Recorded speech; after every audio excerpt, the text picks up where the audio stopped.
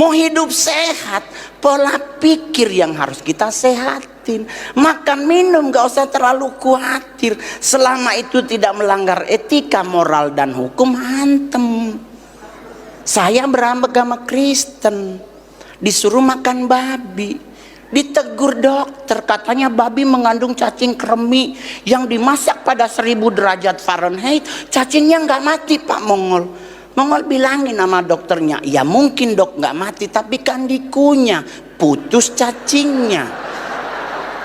Kenapa jadi ribet? Kalau kita nggak boleh makan, ya jangan lakukan. Tetapi kalau seandainya kita ingin hidup sehat, yang kita lakukan adalah polanya yang kita perbaharui. Tapi mau makan apa aja selama akidahnya benar, gas. Ya dong. Lah orang tua Mongol, amak Mongol dari Cungko nggak mungkin makan 4 sehat 5 sempurna. Orang di kapal makannya katanya sayur asin, tapi 106 meninggal. 42 dokter udah duluan meninggal dari Oma Mongol. Jadi amak Mongol bilang, kenapa dia meninggalnya lama? Budek Pak ternyata salah satu rahasia umur panjang itu adalah budek. Kenapa orang budek lama mati? Orang dia dipanggil sebelah aja nggak denger, apalagi sama yang di atas, di sebelah, ya kan? Jadi nggak usah khawatir. Sama juga dengan bapak-bapak yang hadir hari ini, perut Anda buncit, jangan mau diintimidasi oleh dokter. Hati-hati loh, jangan kegemukan hati, sakit jantung ini. Nggak usah, gemuk itu lambang kemapanan. Di idaman cowok aja, cewek-cewek Jakarta, cowok-cowok gemuk Pak. Karena untuk gemuk itu pasti mapan. Yang makan babi coba angkat tangan. Nggak usah malu. Yang makan babi angkat tangan. Oke, buat yang nggak makan babi jangan marah ya. Ini materi khusus yang makan babi. Kehebatan orang Kristen dilihat dari 2 hal. Pertama, karena dia punya juru selamat namanya Yesus Kristus. Kedua, karena kita makan babi. Kenapa orang Kristen harus makan babi? Karena di Alkitab Yesus pernah ngusir setan di Gerasa. Tuh setan masuk di mana? Berarti babi ada apa? Ngana makan babi, ngana makan apa? Selesai. Maaf Pak ya. Jadi Pak, maaf ya Pak, kami di Manado nggak pernah ada penampakan pocong Pak, nggak pernah ada penampakan macam-macam, karena di Manado babi dia makan.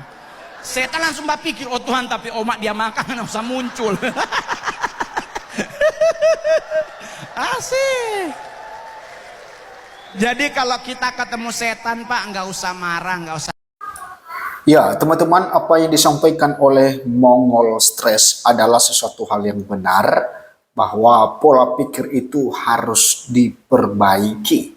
Ya, bukan soal urusan makan minum dan itu yang menjadi satu kepanikan, tetapi ya biarlah orang lain mau makan apa, ya terserah dia makan apa. Ya, yang satu makan apa, ya terserah dia makan apa. Nah, ini sedang heboh teman-teman, di mana surat edaran dari Wali Kota Medan ya berujung ya dicabut karena ya warga Medan pengkonsumsi daging babi dan juga pedagang daging babi protes dengan surat edaran yang disampaikan atau yang diterbitkan oleh Wali Kota Medan. Ya, kita tahu demo kemarin teman-teman, mereka menolak keras atas surat edaran itu. Dan itu yang disampaikan oleh Mongol, bahwa ya kalau soal makanan itu jangan, nggak usah ya dipusingkan, tetapi ya semasi itu tidak melanggar aturan, tidak melanggar etika, maka itu sah-sah saja. Tentu ya kalau seseorang makan daging babi, maka itu tidak melanggar etika teman-teman. Tetapi kalau misalnya juga seseorang itu ya melakukan tindakan korupsi, ya melakukan hal-hal yang merugikan masyarakat, maka justru itu yang harusnya haram, ya, tidak boleh dilakukan. Nah, jadi ini kebalik-balik teman-teman, ya, sesuatu hal yang enak dikatakan haram, ya, dan sesuatu yang merugikan orang lain, ya, contohnya seperti korupsi dan lain sebagainya, ya, yang bisa membuat masyarakat menjadi menderita, maka ya dianggap biasa-biasa saja. Nah, hal seperti ini harusnya yang diperhatikan oleh wali kota Medan, di mana ya apalagi ya Sumatera Utara, ya, dan kota Medan, ya, baru-baru ini mengalami bencana alam teman-teman, dan harusnya ya fokus dia bagaimana supaya orang-orang masyarakat yang terkena bencana alam itu, ya, bagaimana kehidupannya, tentu dia mulai dari nol lagi, dan bagaimana kehadiran pemerintah dalam hal itu untuk membantu mereka. Ya, karena kalau soal daging babi di kota Medan itu ya tidak bisa dipisahkan, karena itu bisa kita katakan bahwa itu juga ya di daerah-daerah tertentu itu adalah satu budaya yang dimana ketika ada acara pesta, maka ketika tidak ada daging babi di sana, maka ya ada sesuatu hal yang dikatakan kurang, artinya bahwa ya itu adalah budaya. Nah, tentu ya tidak bisa diubah, ya, budaya dan tradisi setiap daerah tersebut. Oke, kita lihat di sini teman-teman, ya, bagaimana hasil demo dari masyarakat Kota Medan, di mana mereka menggeruduk wali kota Medan untuk mencabut surat edaran tersebut, dan hasilnya ini teman-teman, hasil demo, ya, pedagang babi berujung damai. Surat edaran akan disempurnakan. Kita janji jaga kebersihan. Ya, katanya surat edaran harus disempurnakan. Nah, ini yang harus diperhatikan oleh warga Kota Medan, bahwa ketika ya surat edaran itu kan ini kan sudah dicabut dan nantinya akan disempurnakan. Nah, ketika untuk disempurnakan itu, maka ya tentu perwakilan dari masyarakat harus ada.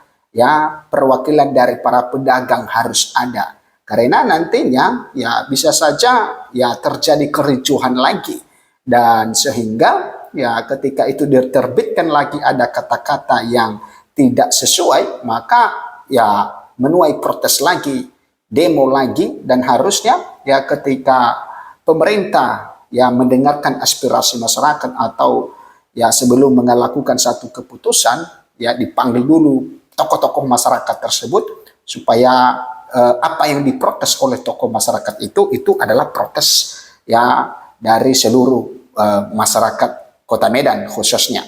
Oke, protes warga dan komunitas pedagang babi di Kota Medan atas surat edaran wali kota terkait tata kelola limbah pedagang daging non halal mencapai titik kesepakatan damai. Pemko Medan menerima aspirasi masyarakat untuk menyempurnakan isi surat edaran untuk pedagang daging non halal 2026 Februari 2026. Suasana yang sempat memanas di depan kantor Pemko Medan akhirnya berakhir damai. Sejumlah pedagang daging babi yang sebelumnya menggelar aksi unjuk rasa memilih pulang dengan tenang setelah tercapainya kesepakatan bersama dengan pemerintah kota jelang, ya, pemerintah kota jelang petang. Nah, teman-teman, tentu kita harapkan supaya ya kan masyarakat ya sudah damai, dan tentu ya jangan sampai ya pemerintah Kota Medan memberikan satu ya kekecewaan lagi kepada masyarakat. Sejak siang, masa yang terdiri dari pedagang dan perwakilan komunitas penjual daging babi menyampaikan aspirasi mereka terkait surat edaran wali kota Medan tentang penataan lokasi dan pengelolaan limbah penjualan daging non halal. Bagi para pedagang, surat edaran tersebut sempat menimbulkan kekhawatiran karena dianggap sebagai bentuk pembatasan usaha. Namun setelah dilakukan dialog dan musyawarah bersama unsur pemerintah dan Forkopimda, kesalahpahaman mulai mencair. Pertemuan yang dihadiri perwakilan Pemko Medan, Wakil Wali Kota Jujaki Yudin, Kapolres Kombes Calvizin ya serta unsur Forkopimda itu menghasilkan kesepakatan untuk menyempurnakan isi surat edaran agar lebih jelas dan tidak menimbulkan multi tafsir di tengah masyarakat. Nah, ini teman-teman yang harus dihindari oleh pemerintah. Kenapa terjadi multi tafsir itu? Karena tidak ada komunikasi pemerintah dulu ya kepada masyarakat sebelum membuat aturan itu, sehingga ya wajar saja ya banyak masyarakat menafsirkan hal-hal yang aneh tentang keputusan itu ya, karena setiap keputusan pemimpin itu ya apalagi setingkat wali kota itu menyangkut kehidupan banyak orang, dan tentu untuk bisa menjelaskan itu tidak bisa dengan hanya sekedar memberikan satu surat edaran. Oke, perwakilan pedagang mengaku lega karena aspirasi mereka didengar. Mereka juga menyatakan komitmen untuk mematuhi aturan yang telah disepakati, terutama terkait pengelolaan limbah dan kebersihan lingkungan. Pada pokoknya yang sebenarnya Wali Kota Medan dapat menerima aspirasi kita tentang keberadaan kita, keresahan kita. Beliau bersedia menyempurnakan agar jangan seakan-akan memberatkan kelompok kita. Itu akan disempurnakan dan menyeluruh, ujar salah seorang perwakilan pedagang usai pertemuan. Nah, teman-teman silakan memberikan komentar Anda dalam video kali ini. Apa yang disampaikan oleh Mongol Stress.